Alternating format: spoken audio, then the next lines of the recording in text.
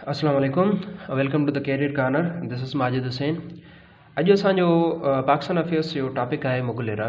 असां इन में सिर्फ़ु जस्ट असां टे जेके आहिनि मुग़ल कवर कंदासीं, 3 मुग़ल्स कवर कंदासीं असां।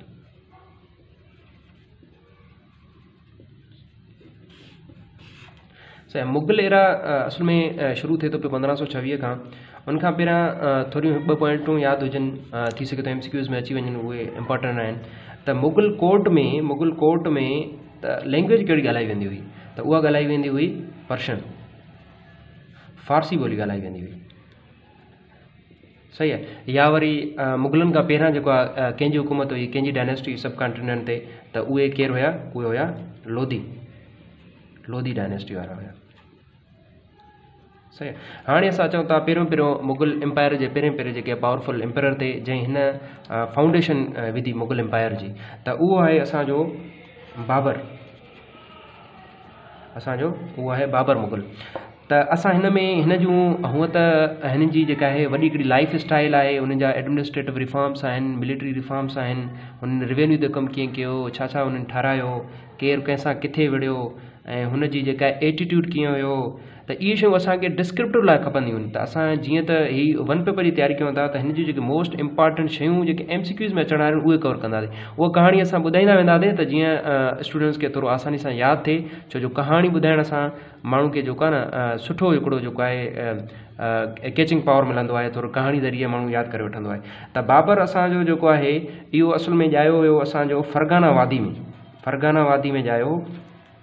फरगाना वैली किथे आहे? इहा आहे हिन वक़्तु उज़्बेकिस्तान में। सही आहे, उज़्बेकिस्तान में। त उज़्बेकिस्तान आहे असांजो सेंट्रल एशियन कंट्री। असांजो कहिड़ो कंट्री आहे? सेंट्रल एशियन कंट्री आहे। त सेंट्रल एशियन कंट्री में ॼायो हुयो। सही आहे।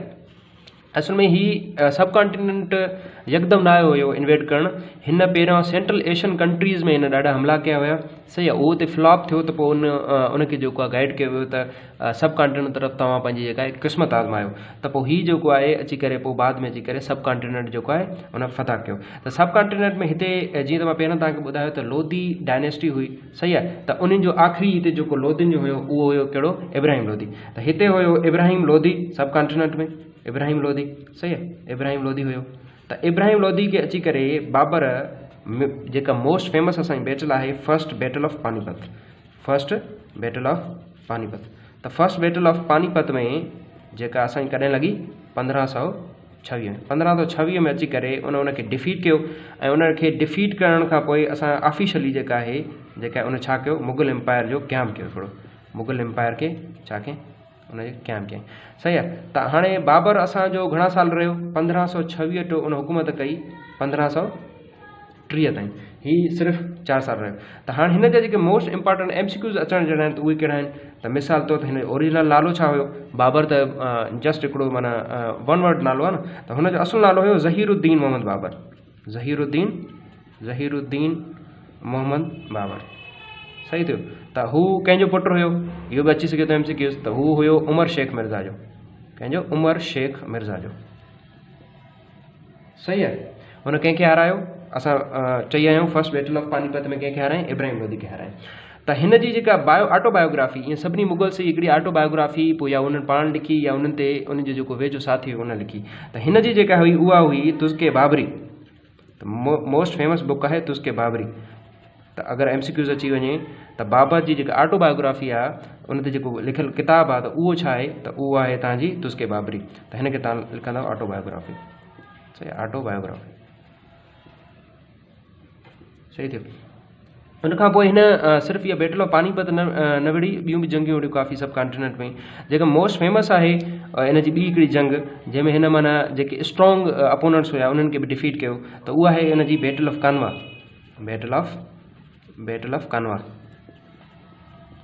बैटल ऑफ कानवा हिन विड़ी 1527 में।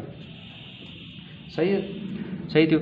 हाणे इन जॾहिं मुग़ल्स जॾहिं हिते आया त हिननि काफ़ी शयूं हिते ठारायूं बि सही हुयूं। त बाबर कहिड़ी शयूं ठाराई हिते? जीअं शाहजहान काफ़ी शयूं ठारायूं, हुनखे प्रिंस ऑफ बिल्डर्स बि चइबो आहे। अकबर ठाराया, क़िला ठाराया, काफ़ी शयूं ठारायूं, छो जो हिननि जो मुग़ल्स जो ॾाढो आर्ट ऐं आर्किटेक्चर सां ॾाढी दिलचस्पी। त जेको बाबर ठारायो उन हिकिड़ो क़िलो ठारायो जंहिंजो नालो आहे बाला बाला हिसार फोर्ट। त ही बाबर जो मेन पॉइंट्स आहिनि। ऐं ही बाबर जेको आहे किथे दफ़न थियल आहे, सही आहे, त उहो थियल आहे तव्हांजो काबुल में। त इहो MCQs ईंदो रहंदो आहे त किथे उहो दफ़न थियल आहे बाबर, त हू काबुल में दफ़न थियल आहे। त हीउ ॾिसो त हूअं त हिन जे लाइ डिस्क्रिप्टर लाइ अगरि तयारी कजे त बाबर ते माना हर 4-5 सुवाल ठही वेंदा ऐं हर सुवाल ते 4-5 पेज लिखण लाइ मिली वेंदा। त हुनजे एडमिनिस्ट्रेटिव रिफॉर्म्स कहिड़ा हुया, हू मिलिट्री में छा आंदी, हुन नवाण कहिड़ी आंदी, रेवेन्यू जो सिस्टम कीअं हुयो। त छो जो असांखे 1 पेपर जी तयारी करणी आहे त असांखे हुन में वञण जी ज़रूरत न आहे। जस्ट असांखे ही 10-15 पॉइंट्स यादि हुजनि बाबर जे बारे में, त जेके असांखे MCQs में जेके फ़ाइदो ॾियनि। बाबर कॾहिं आयो, वो 1526 में आयो। पहिरीं बैटल ऑफ पानीपत में हुन इब्राहिम लोधी खे हरायो, उनखां पहिरां लोधी हुया। सही आहे, उज़्बेकिस्तान में आयो, सेंट्रल एशियन कंट्री आहे उहा। सही अची करे मुग़ल एम्पायर जो क़याम कयईं ऐं उनजो असुल नालो ज़हीरुद्दीन मोहम्मद बाबर हुयो। उन वालिद साहब जो नालो उमर शेख मिर्ज़ा हुयो। ऐं उनजो मेन जेको इंपॉर्टेंट बुक आहे उहो आहे तव्हांजो तुस्के बाबरी थी वियो। ऐं बैटल ऑफ कानवा जेका हुनजी आहे मेन इंपॉर्टेंट बैटल, उहा न 1527 में हुई। ऐं हुन जेको ठारायो त उनजो नालो छा हुयो, बाला हिसार फोर्ट। ऐं हीअ बाबर जेको आहे दफ़न किथे थियल आहे, काबुल में दफ़न थियल आहे। त ईअं ई असांजो बाबर खां पोइ बाबर 1530 में जॾहिं फोत थी वियो त पोइ असांजो अचे थो पियो कहिड़ो, सेकंड आहे असां हुमायूं। हुमायूं हुनजो छा हुयो, हुमायूं बाबर जो पुटु हुयो। त 1530 में हुमायूं अची वियो। ही 1540 ताईं रहियो। सही आहे, वरी ही सेल्फ एग्ज़ाइल में हलियो वियो, छो जो हिन हिकिड़ी जंग हाराई हुई शेरशाह सूरी खां। त उहो 15 सालनि जे लाइ ही तख़्त तां हिनखे हेठि लाथो वियो। वरी ही वापसि आयो अची करे तव्हांजो 1555 में। सही आहे, वरी 5 महीननि लाइ रहियो ऐं वरी 1556 ताईं। सही थियो। त हाणे हुमायूं जी बि हिकिड़ी वॾी माना हिकिड़ी स्टोरी आहे, पर असांखे स्टोरी डिस्क्रिप्टिव लाइ असांखे खपे थी पई, थोरो घणो मां तव्हांखे ॿुधाईंदो हलंदुसि। त हुमायूं जेकॾहिं हुमायूं जे लाइ आहे त थोरो बाबर वांगुरु न हुयो, वालिद साहब वांगुरु न हुयो, थोरो कमज़ोर हुकुमरान साबित थियो। इन जे करे 1540 में हुनखां शेरशाह सूरी जेको आहे हुनखां मशहूरु जंग लॻी हिकिड़ी, बैटल ऑफ कनौज, या बैटल ऑफ कनौज पढ़िबो आहे हुनखे, बैटल ऑफ कनौज। पोइ उन में हुनखे हरायो ऐं तख़्त जेको आहे हुनखां फुरे वरितो ऐं उनजो क़याम थियो छाजो, सूरी डायनेस्टी जो। सही आहे। त हाणे हुमायूं जे बारे में मेन इंपॉर्टेंट असांजा कहिड़ा MCQs अची सघनि था, सही आहे, डिस्क्रिप्टिव खां हट कर। सही आहे, त उहे असांजा कहिड़ा अची सघनि था। उहा त हुनजो ओरिजिनल नालो छा हुयो, त उनजो नालो हुयो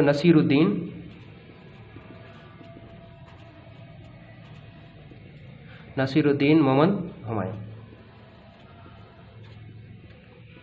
सही आहे, हिनखे शेरशाह सूरी हारायो बैटल ऑफ कनौज में। सही आहे, पोइ हीउ जेको आहे वरी सेल्फ एग्ज़ाइल में हले वियो। जॾहिं बैटल ऑफ कनौज में 1540 में 39 जे एंड में जॾहिं हिन खां शेरशाह सूरी हारायो त हिन जा जेके ॿिया जेके ॿाहिरि हुया त उन्हनि खे वरी हिन गवर्नर कयो डिफरेंट प्रोविंस जो, या उन्हनि खे डिफरेंट सिटीज़ ॾिना हुया। लाहौर हिन जे भाउ जे हवाले हुयो, कश्मीर हुयो, कश्मीर न हुयो। पोइ हीउ जेको आहे लाहौर पंहिंजे भाउ ॾे हलियो वियो, त पोइ उनखे बि पनाह न ॾिनी। उन चयो त न, शेरशाह सूरी वरी मूंखे अची करे डिफीट कंदो, त इन जे करे तव्हांजे लाइ बहितर आहे त तव्हां काॾे हलिया वञो, तव्हां कंहिं फॉरेन हलिया पियो, मिसाल तौर तव्हां पाड़ेसरी मुल्क हलिया आहिनि। त पोइ हुतां हुमायूं अची करे सिंध आयो हुयो, हुमायूं हिते आयो हुयो सिंध। सही आहे, सिंध आयो, कुझु वक़्तु अरोड़ो रहियो, ठठे हलियो वियो। वरी उन खां पोइ कुझु वक़्त लाइ ही उमरकोट में रहियो, जिते अकबर द ग्रेट जो जनम थियो। अकबर द ग्रेट, अकबर जेको मुग़ल मेन इंपॉर्टेंट मुग़ल आहे, उहो हुमायूं जो पुटु आहे, जंहिंजो किथे पैदा थियो, उहो उमरकोट में थियो, अकबर वज़बान। सही आहे, हुमायूं जॾहिं अकबर ॼायो त हुमायूं रस्ते में हुयो, कंहिं बि सवारी जे ज़रिए, उठ ज़रिए या कंहिंजे ज़रिए उहो सफ़र पियो करे, ईरान जी तरफ़ पियो वञे। त अकबर पोइ हिते ॼायो, त उन्हनि जे कंहिं ख़ासि ग़ुलाम अची करे पोइ हिते रस्ते में हुनखे ॿुधायो त अकबर मतिलबु उन टाइम त नालो न हुयो त तव्हांखे पुटु ॼायो आहे।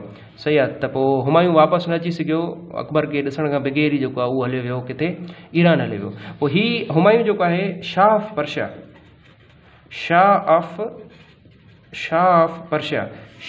पर्शिया ईरान जे शाह वटि वञी करे हुन छा कयो, उहो एज़ अ चीफ गेस्ट थी करे सेल्फ एग्ज़ाइल काटियो हुते। सही, चीफ गेस्ट थी करे हुते छा कयईं, सेल्फ एग्ज़ाइल काटियईं ऐं काफ़ी टाइम ताईं जेको आहे उहो हुते रही पियो ईरान में। 1555 ताईं ही जेको आहे किथे रही पियो, ईरान में रही पियो, ईरान में रही पियो। पोइ हू डिफरेंट जेको आहे किंग्स ॾे डिफरेंट जेको आहे जेके तव्हांजा जनरल्स आहिनि उन्हनि ॾे वेंदो रहियो त मूंखे तख़्त वापसि करे वठी ॾियो शेरशाह सूरी खां। शेरशाह सूरी त उन टाइम वफ़ात करे वियो 45 में, 1545 में, पर उन खां पोइ उनजे जेका पोयां हुया जनरेशन हुई उन्हनि खां पोइ पहिरां त उनजो केर बि साथ न पियो रहे। आख़िर में शाह पर्सिया जी मदद सां आख़िर में अची करे हिन साॻियो पंहिंजो 1555 में तख़्त वापसि कयो, मतिलबु 1555 में वरी हुमायूं वापसि अची वियो, हुमायूं वापसि अची वियो। त हीउ 6-7 महीननि लाइ अञा रहियो 1555 में। हिकिड़ो मोस्ट MCQs ईंदो आहे इम्पॉर्टेंट, त हू कहिड़ो मुग़ल हुयो जेको स्टेयर केस तां किरी करे जेको आहे फो थी वियो। त हीउ जेको आहे छाजे करे मरी वियो, died due to falling of staircase. ही स्टेयर केस हिन जो हिकिड़ो जेको आहे हिकिड़ो पढ़ण वारो हिकिड़ो जेको आहे हिननि जी जेका बुक्स सां थोरी दिलचस्पी त उहो पढ़ण जे लाइ हिकिड़ो हुनजो अलॻि सां हिकिड़ो रूम हुयो, त उन ते मथे चढ़े पियो त उहो स्टेयर केस तां किरी पियो ऐं उहो फो थी वियो। सही आहे। त हुमायूं जीअं तव्हांखे मां ॿुधायो त आर्ट हिन मुग़लनि जो आर्ट ऐं आर्किटेक्चर सां ॾाढी दिलचस्पी, त कुझु न कुझु ठाराईंदा रहंदा। सही आहे। त बाबर जीअं ठारायो बाला हिसार, त हुमायूं ठारायो पुराणा किला। सही आहे। हुमायूं छा ठारायो, पुराणा किला ठारायो। सही आहे। ऐं हुमायूं जी वरी ऑटोबायोग्राफी कहिड़ी आहे, त उहा आहे हुमायूं नामा। सही आहे। इहो मोस्ट इम्पॉर्टेंट MCQ आहे तव्हांजो। अच्छा, त हीउ थी वियो हुमायूं नामा। त इहो मोस्टली MCQ ईंदो रहंदो आहे, त इहो कंहिं लिखियो हुयो, त इहो लिखियो हुयो गुलबदन बेगम। सही आहे। इहो मोस्ट इम्पॉर्टेंट MCQs आहे, गुलबदन बेगम।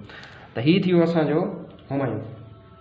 त हुमायूं असांजो किथे दफ़न थियल आहे, इहो बि हिकिड़ी मेन जेका आहे असांजो जो आहे इम्पॉर्टेंट हिकिड़ो MCQ आहे, त उहो किथे दफ़न थियल आहे, उहो दिल्ली में थियल आहे। सही आहे। हाणे हुमायूं खां पोइ ईंदो अकबर द ग्रेट। तव्हांखे मां जीअं ॿुधायो त उमरकोट में अकबर ॼायो। त हुमायूं हाणे जॾहिं 1556 में जेको हलियो वियो, त हाणे केरु ईंदो, हाणे अकबर ईंदो, अकबर तख़्त ते वेहंदो। त पोइ इंशाल्लाह हीअ वरी असां कंटिन्यू कंदासीं इंशाल्लाह।